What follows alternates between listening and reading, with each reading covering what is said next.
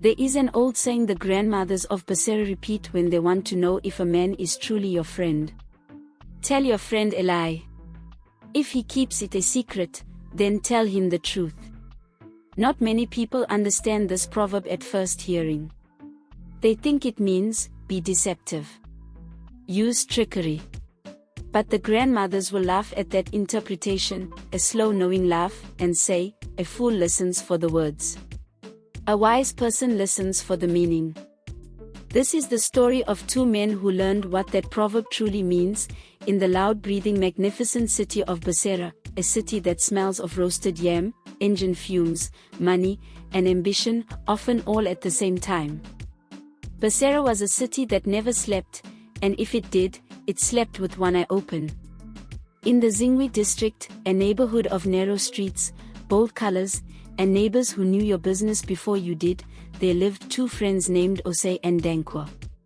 They had been friends since childhood. The kind of friendship forged not in comfort, but in scarcity, the kind where two boys split one meat pie and both pretend they are full. Now they were men. Both in their 30s. Both striving. Osei was a tailor. Not just any tailor, the tailor of Zingwe. His shop was a small room with a large reputation. Politicians came to him before election season. Brides sent their mothers to him 6 months in advance. He worked by lamplight when the electricity went, and by phone torch when the lamp ran dry. He did not complain. He simply cut the cloth. Dankwa, on the other hand, was what Basara called a connector, a man who knew people who knew people. He brokered deals. He introduced buyers to sellers, investors to projects, landlords to tenants. He made his money from proximity. The closer he stood to opportunity, the better his commission. They were different men, but they understood each other in the way that only old friends do, without too many words. Every Friday evening, they met at Mama Efua's, a chop bar with plastic chairs, generous portions, and a television mounted at an angle that meant you had to tilt your head slightly to watch football. It had never been adjusted.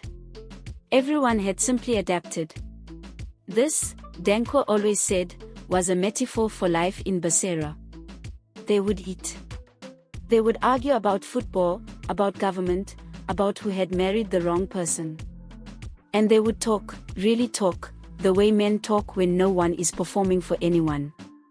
It was on one such Friday that the story you are about to hear began. Osei arrived first, as he usually did. He ordered his pepper soup and was already halfway through it when Dankwa appeared, straightening his collar and looking. Osei noticed immediately, like a man carrying something heavy inside his chest. They exchanged greetings. They ate. The football match was bad. They complained about it generously. Then Osei put down his spoon and said, in the casual tone of a man mentioning nothing important, Dankwa, I have some news. A man came to me this week, a property developer from the capital. He wants to open a textile outlet in Zingwe, and he asked me specifically to manage it. He's offering me a partnership. 40% stake. I'm thinking of taking it. He said it simply. As if it were a small thing. Dankwa looked up. His eyes moved the way a calculator moves, quick, quiet, counting. A 40% stake. In a textile outlet here in Zingwe. Which developer? A man named Achempong. I don't know him well. And when did he approach you? Tuesday. Interesting, said Dankwa. He took a long sip of his drink. Now, here is the thing you must understand. Dankwa was a connector. A connector's life depends on information. Information is currency, and new information, exclusive information, is gold. Dankwa did not know a developer named Achempong from the capital. He did not know of any textile outlet being planned for Zingwe. And that meant he had been left out of something. Left out. Him. Dankwa. The man who knew everyone. This bothered him. Quietly. deeply. But he said nothing to Osei. Over the following week, Dankwa, carefully, professionally, the way a fisherman lowers a net, began asking around. He called 2 contacts in the construction sector. He asked a property agent friend. He sent a careful message to a woman who worked in the capital's business licensing office. Nobody had heard of a developer named Achempong. Nobody knew of any textile outlet planned for Zingwi. Dankwa sat with this information. He turned it over in his mind. And he came to one of 2 conclusions. Either Osei was mistaken, confused, deceived by someone posing as a developer. Or, and this is the one that sat uncomfortably, like a stone in his shoe, Osei had lied to him. But why would Osei lie? He did not go to Osei. He did not confront him. He did not spread the story. He kept it. He folded it neatly and placed it in a corner of his mind, the way you place a document you're not sure what to do with yet. He waited. 3 weeks passed. Then one Sunday morning, Osei arrived at Dankwa's apartment unannounced, which was acceptable between them, a privilege of old friendship. He was carrying a bottle of palm wine and wearing the expression of a man who has made a decision. He sat down. He poured 2 glasses without being asked. He looked at his friend.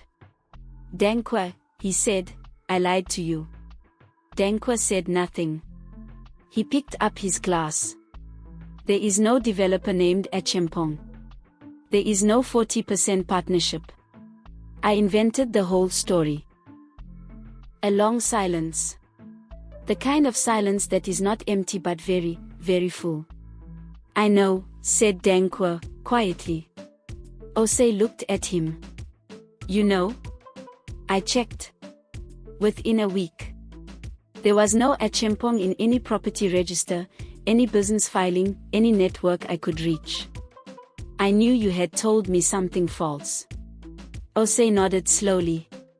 He stared at his glass. Then. And you said nothing. And I said nothing, confirmed Dankwa. Another silence.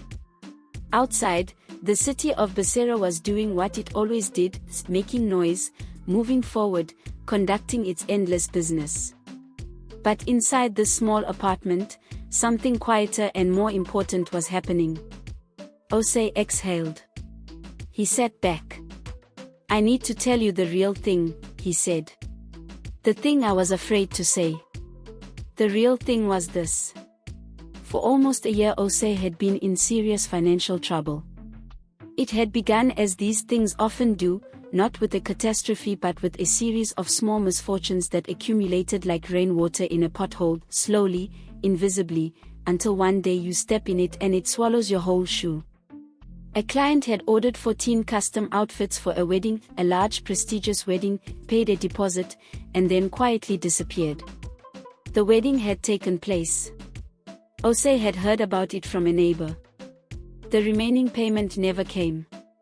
He had been too proud, too shocked, to pursue it publicly. Then his sewing machine, the one that had served him for 11 years, had broken in a way that could not be cheaply repaired. The replacement had taken all his reserves. Then his mother had fallen ill. In Basara, a mother's illness is not only a personal crisis. It is a financial one. Osei had paid for consultations, for medication, for the small private room at the clinic that meant she could sleep in some dignity. He did not regret a coin of it.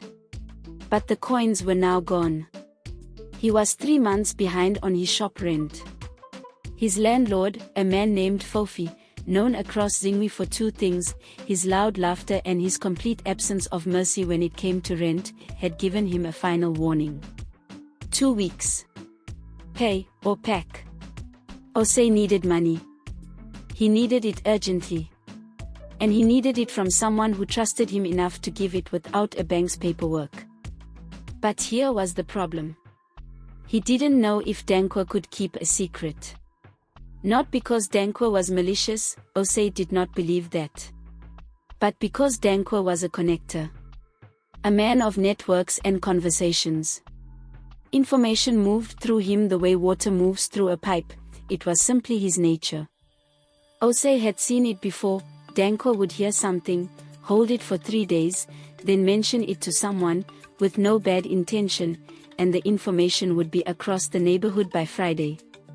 If Osei told Dankwa he was broke, truly broke, would it stay between them? Or would it travel, quietly at first and then loudly, through Dankwa's network of contacts, until the entire of Zingwe knew that the great tailor had no money, that his shop was at risk, that Osei was finished? Pride. That is what the grandmothers would name it. But it was also something more than pride, it was survival. A businessman's reputation in Basara was his oxygen.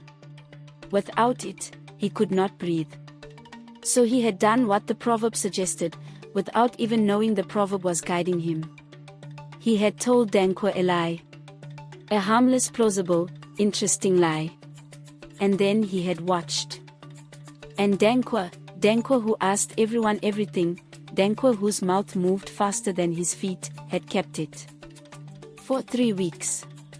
Without confrontation, without rumor, without even a raised eyebrow at their Friday dinners.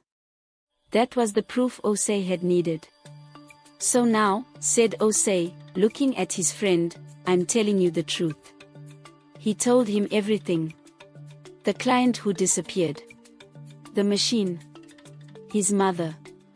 The landlord Fofi. The 2 weeks. The number.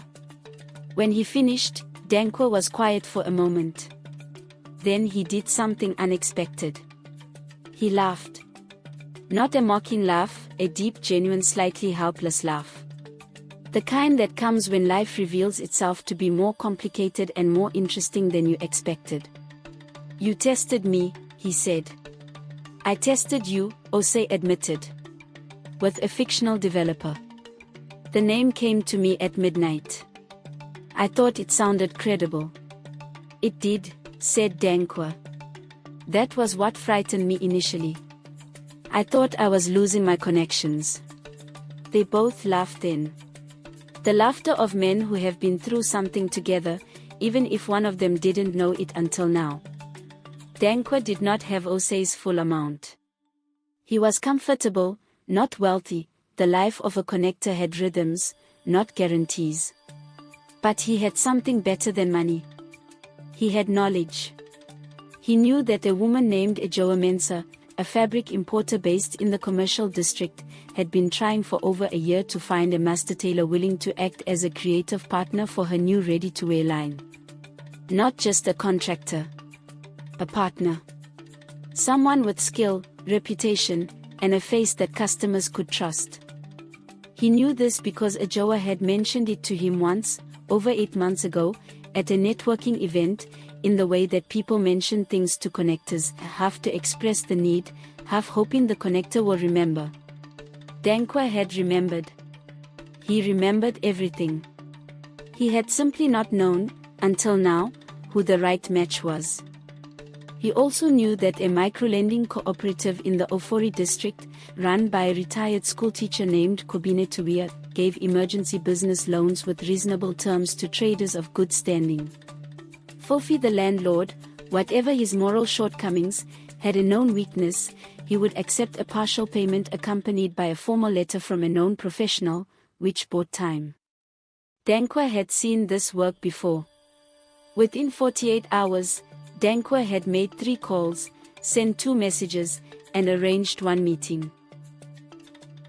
Within a week, Osei sat across from Ejoa Mensah in a bright office in the commercial district, wearing his best outfit, sewn by his own hands, naturally, and presented himself not as a man in crisis but as a master craftsman ready for the next chapter of his work. Ejoa Mensah looked at the samples he had brought. She turned them over. She examined the seams with the eyes of someone who understood fabric at a cellular level. She said, "When can you start?" The loan from Kobine Tuwia's cooperative covered the rent arrears. Fofi received his payment, and his letter, and found, to his own mild surprise, that he was satisfied. Osei's shop did not close. it expanded. Here is what is interesting. In all of this, in the lie, the secret keeping, the confession, the rescue, neither Osei nor Dankwa ever made a ceremony of it. They did not sit down and say, "Let us discuss the nature of our friendship and what this experience has revealed." They were Basara men. They didn't do that. They simply continued. Friday evenings at Mama Efua's. The tilted television. The football arguments. The pepper soup. But something had shifted, the way furniture shifts in a room after an earthquake, not destroyed, not dramatically rearranged, but slightly, permanently different. More settled. More certain of its position. There is a saying, the friend who holds your secret holds part of your soul. Dankwa now held part of Osei's soul. And Osei knew it. And in knowing it, he relaxed into the friendship in a way he never had before, without the low constant monitoring that even good friends sometimes perform on each other, asking themselves, how much can I tell this person really? He knew now. The answer was, everything. Now, because this is Basara, and in Basara nothing is ever entirely simple, there is a detail that has not yet been addressed. The original client. The one who ordered 14 outfits, paid a deposit, attended the wedding, and vanished. His name was Mensabroni. A textile merchant. A man of good suits and quick handshakes. You may have noticed the name of the fabric importer Dankwa connected Osei to. Ajoa Mensa. She was Mensabroni's estranged sister. She did not know, when she hired Osei, that he was the tailor her brother had defrauded. Osei did not know, when he shook her hand, whose sister he was shaking hands with. Dankwa knew both facts, separately. He did not know they were the same family. He found out 6 months later, at a function, when Mensabroni walked in and Ajoa's posture changed the way a city changes when the sky turns before rain, a barely visible shift that meant everything. In the car afterwards, Dankwa turned to Osei and said, "Did you know? I found out 2 months ago," said Osei. "And you didn't tell me." "I was deciding whether it mattered." "Does it?" Osei was quiet for a moment. Outside, Basara flowed past the windows, the night market, the hawkers, the yellow street light on the face of the city. "The sister is not the brother," he said finally. "The partnership is real. The work is good. Some debts are settled by life, not by the debtor." Dankwa considered this. Then, the grandmothers would approve of that reasoning. The grandmothers would say I arrived at it too slowly, said Osei. They drove on through the city. The matter was closed. But somewhere in the city of Basara, in a neighborhood not far from Zingwi, Mensabroni was wearing a suit. It had been made for him by a different tailor, a cheaper tailor, and it did not fit quite right across the shoulders. Some things, the grandmothers would say, arrange themselves. So, what is the meaning of this proverb? Tell your friend a lie. If he keeps it a secret, then tell him the truth. It is not an instruction to deceive. It is an instruction to know. Before you entrust your truth to someone, you must know what they do with information they did not ask for. A friend who cannot hold a harmless lie cannot hold a devastating truth. And a devastating truth is what you eventually need to share with the people closest to you, at the moment when the pride is too heavy, when the burden has become a wall between you, when the only way forward is to open your hands and show someone what you are actually carrying. The proverb is asking, does this person deserve that moment? Osei found out that Dankwa did.